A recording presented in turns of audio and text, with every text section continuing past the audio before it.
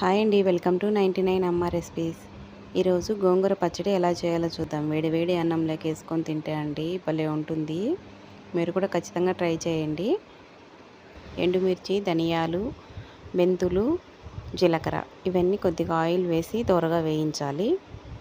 వేయించిన తర్వాత మిక్సీలో వేసి ఫైన్గా పౌడర్ చేసుకోవాలి. తర్వాత గోంగూరని బాగా కడిగి ఒక ప్యాన్లో వేసి కొద్దిగా ఉప్పు వేసి బాగా ఉడికించాలండి. మధ్యలో కలుపుతూ మెత్తగా అయ్యేంతవరకు గోంగూరని బాగా ఉడికించాలి. చూడండి, ఇలా రావాలన్నమాట. ఇలా వచ్చిన తర్వాత పౌడర్ని యాడ్ చేయాలి. మనం మిక్స్ చేసుకున్న పౌడర్ని బాగా మిక్స్ చేసిన తర్వాత ఇప్పుడు పోపు కోసం ఆయిల్ హీట్ అయిన తర్వాత దాంట్లో ఇంగువ, ఆవాలు, జీలకర్ర, ఉద్దిబేడలు ఇవన్నీ వేసి వేయించాలి. కొద్దిగా వెల్లుల్లి, ఒక ఎండుమిర్చి కూడా.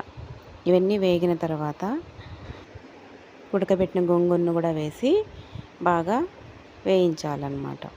కొద్దిసేపు వేగిన తర్వాత చూడండి, ఇలా బాగా మిక్స్ చేయాలి. మిక్స్ చేసి తర్వాత ఒక బౌల్లోకి తీసేసుకోవడమే. గోంగూర పచ్చడి రెడీ.